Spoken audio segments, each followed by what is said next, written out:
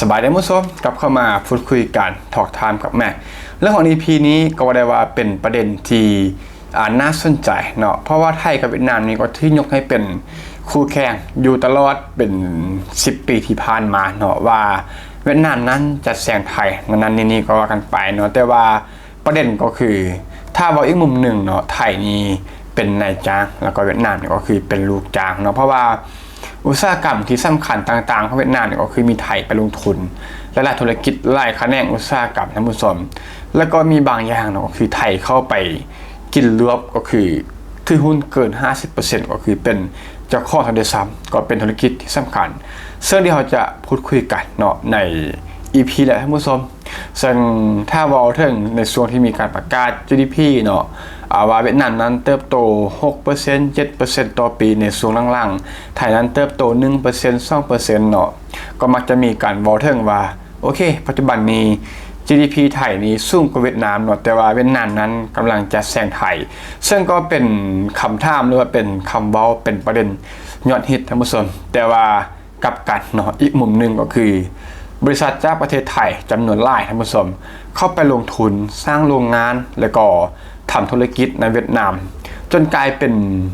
ส่วนหนึ่งของธุรกิจเวียดนามไปแล้วเลยก็ว่าได้ก็คือมูลค่ามันมหาศาลท่านผู้ชมถ้าจะไปพูดคุยกันไปตั้งแต่ละข้อเนาะก็มันทำมาเบิ่งว่าไทยนั้นลงทุนในเวียดนามนี้หลายขนาดได้เนาะข้อมูลณปัจจุบันซึ่งณเดือนเมษายนปี2569ก็คือเดือนเมษายนที่ผ่านมาท่านผู้ชมจะได้มีการเก็บข้อมูลล่าสุดปรากฏว่าไทยนั้นมีโครงการลงทุนในเวียดนามเนาะก็คือไทยหอบเงินไปลงทุนในเวียดนามก็คือไปเป็นนายจ้างแหละแล้วก็เวียดนามก็คือเป็นลูกจ้างมันบ่ไทยนั้นได้ลงทุนในเวียดนามประมาณ800โครงการท่านผู้ชมมูลค่าการลงทุนก็อยู่ที่ประมาณ 15.4 พันล้านดอลลาร์สหรัฐหรือว่าประมาณ500,000 ล้านบาทเนาะ800โครงการ500,000 ล้านบาทที่ไทยนั้นได้หอบเงินเข้าไปลงทุนทางด้านการผลิตอุตสาหกรรมต่างๆก็คือไปเป็นโรงงานเนาะที่เวียดนามท่านผู้ชมเป็นนักลงทุนอันดับที่2รองจากสิงคโปร์เฉพาะแต่อาเซียนหมายความว่าในอาเซียนนี่นะไทยนั้นเป็นนักลงทุนรายใหญ่อันดับที่2รองจากสิงคโปร์เท่านั้นซึ่งนี้จึงเป็นการที่บอกว่านั่นแหละเนาะว่าไทยนั้นอาจจะบ่ได้เป็นคู่แข่งเสมอไปแต่ว่าเป็นนายจ้างที่เข้าไปลงทุนนักธุรกิจที่เข้าไปลงทุนในเวียดนามแล้วก็เวียดนามนั้นก็เป็นแรงงานเนาะเป็นลูกจ้างที่ทำงานในหลายๆอุตสาหกรรมของไทยท่านผู้ชมถ้ามาเริ่มกันที่แต่ละบริษัทเนาะที่ว่าแม็กนายกมาก็มีแต่ธุรกิจมีแต่อุตสาหกรรมมีแต่โรงงานที่สำคัญท่านผู้ชมหนึ่งเลยก็คือ SCG ซื้อนี้ก็คุ้นเคยกันอยู่แล้วสำหรับ SCG ได้ลงทุนในอุตสาหกรรมหลักพวกเปโตรเคมีวัสดุก่อสร้างบรรจุภัณฑ์เนาะพวกกล่องบรรจุภัณฑ์ต่างๆและโลจิสติกซึ่งโครงการลองซอนเปโตรเคมีเนาะไม่แน่ใจว่าอ่านถูกหรือบ่ลองซอนบ่ได้มีการลงทุนไล่กว่า 5,000 ล้านดอลลาร์สหรัฐทั้งหมดจาก SCG เนาะได้เข้าไปลงทุนแล้วก็ถือว่าเป็นหนึ่งในโครงการ FDI ขนาดใหญ่ของเวียดนาม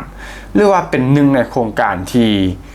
มาจากต่างประเทศเนาะเป็นเม็ดเงินลงทุนจากต่างประเทศหรือว่า FDI ของเวียดนาม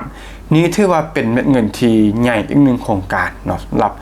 SCG ได้เข้าไปลงทุนในเวียดนามมุสลิมก็คือสำคัญเลยแหละว่าง่ายก็คือสำคัญต่อกับ FDI ของเวียดนามส่วนเลยก็คือ CP Group และก็ CPF ได้เข้าไปทำตั้งแต่พวกอาหารสัตว์เนาะฟาร์มโรงอาหารแปรรูปท่านผู้ชม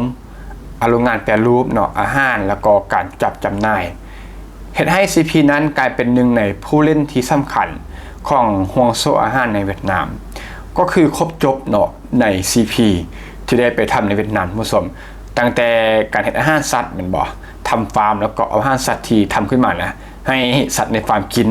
ไปจนถึงโรงงานแปรรูปเป็นอาหารแล้วก็จัดจำหน่ายขายในเวียดนามรวมถึงการส่งออกก็ว่าง่ายๆคือครบจบใน CP เนาะก็คือเป็นเจ้าของโรงงานพวกนี้นะในเวียดนามเป็นห่วงโซ่ในเวียดนามในท่านผู้ชมและ3ก็คือมีเซ็นทรัลรีเทลแล้วก็เซ็นทรัลกรุ๊ปได้เข้าไปแข่งขันในธุรกิจค้าปลีก ที่ว่าสนำเนาะโด่งดังเวียดนามก็คือโกแล้วก็ท็อปมาร์เก็ตท่านผู้ชมเวียดนามนั้นก็ว่าได้ว่ากลายเป็นหนึ่งในตลาดยุทธศาสตร์ที่สำคัญที่สุดของกลุ่มเซ็นทรัลเลยท่านผู้ชมเนื่องจากว่าแน่นอนเนาะว่าเวียดนามนี้ประชากรก็นับร้อยคนนั้นไม่ถึงนั้นไม่ถึงว่าเป็นลูกค้ามันบ่นั้นไม่ถึงกำลังซื้อ100คนนี้ถือว่าเป็นตลาดที่ว่าใหญ่เนาะแล้วก็กลุ่มเซ็นทรัลนี้ก็บ่ได้เจาะตลาดที่ว่าลูล่าหรือว่าพรีเมียมอย่างเนาะเพราะว่าประเมินจากเวียดนามเนาะส่วนใหญ่ก็เป็นชนชั้นกลางมันบ่รายได้ก็กลางๆฉะนั้นการไปทำการตลาดแบบว่าห้างลักชัวรี่มันก็ค่ายากเนาะฉะนั้นเซ็นทรัลนี่ก็คือได้ไปทำกลุ่มตลาดที่มันเหมาะสมเนาะขายพวกสินค้าที่ก็คือแบบอยู่ไทยนั่นแหละก็คือสินค้าที่ได้มาตรฐานแล้วก็ราคาจับต้องได้เนาะเฮ็ดให้คนเวียดนามจำนวนหลายได้มีกำลังจ่ายเนาะก็คือค่อนข้างที่จะมียอดขายหลายท่านผู้ชมและซีก็คือไทยเบฟท่านผู้ชมเข้าถือหุ้นในซาเบโกผู้ผลิตเบียร์รายใหญ่ที่สุดของเวียดนามเนาะสำหรับซาเบโกทำให้ทุนไทยนั้นเข้าไปมีบทบาทในบริษัทแบรนด์เบียร์เวียดนามที่มีขนาดใหญ่หลายท่านผู้ชมก็คือถ้าว่าใหญ่สำในเนาะไทยเบฟนั้นได้ถือหุ้นในซาเบโกประมาณ 53% ท่านผู้ชม 53% นั้นหมายถึงยังก่อนนั่นแหละเนาะเกิน 50% ก็คือเป็นเจ้าของไทยนั้นได้เข้าไปเทคโอเวอร์ได้เข้าไปเป็นเจ้าของ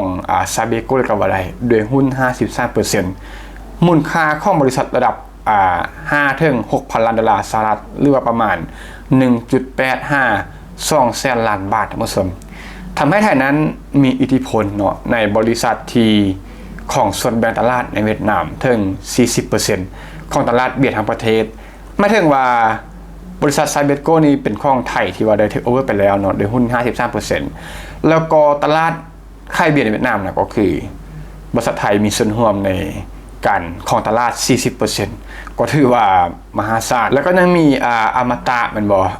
WHA Super Energy มีธนาคารไทยแล้วก็ยังมีบริษัทไทยอีกหลายๆที่เข้าไปลงทุนในอุตสาหกรรมพลังงานด้านการเงินโลจิสติกส์แล้วก็พวกธุรกิจการ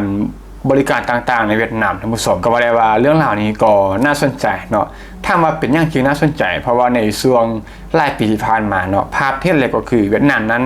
กำลังจะแซงไทยกำลังจะเป็นคู่แข่งที่เหนือกว่าไทยต่างๆนานาก็ว่ากันไปเนาะ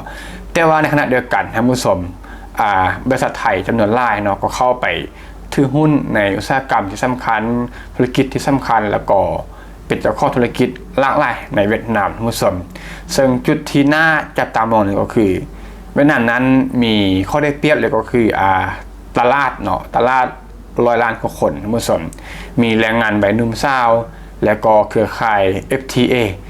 ในขณะที่ไทยนั้นมีจุดแข็งเลยก็คือด้านการเกษตรบ่อาหารอุตสาหกรรมการค้าปลีกแล้วก็ธุรกิจพวกการบริการซึ่งพวกนี้แหละก็คือจุดแข็งของไทยเนาะนักลงทุนจากประเทศไทยเลยจึงเกิดภาพที่น่าสนใจไล่กลัวท่านผู้ชมเวียดนามนั้นกำลังไล่ขึ้นมาแข่งขันหรือว่าแซงไทยอันนี้ก็คือสิ่งที่นักวิเคราะห์เนาะหลายๆคนเลยเว้าแล้วก็พูดคุยกันเป็นท็อปออฟเดอะทาวน์ในช่วงหลายปีที่ผ่านมาแต่ว่าในขณะเดียวกันเนาะถ้าเบิ่งกลับกันเลยก็คือทุนไทยนั้นก็ได้เข้าไปใช้ประโยชน์จากการเติบโตของเวียดนามท่านผู้ชมก็ว่าได้ว่ายิ่งเวียดนามเติบโตเนาะยิ่งเวียดนามรวยขึ้นสำได้ GDP จะแซงไทยยังก็ตามเนาะจะรวยขึ้นก็รวยไปไม่ความว่าบริษัทของไทยในเวียดนามเนาะก็เติบโตไปพร้อมกันท่านผู้ชมก็ประมาณนี้หลักเวลาของ EP นี้การพูดคุยใน EP นี้ท่านผู้ชมที่ว่าฟังมาจุดนี้เนาะมีตัวได้อยากจะมาแลกเปลี่ยนพูดคุยเสริมข้อมูลกันก็เต็มที่คอมเมนต์และ EP นี้ก็ต้องขอบใจทุกท่านที่เข้ามารับชมรับฟังพบกันใหม่ใน EP ต่อไปก็ขอบใจ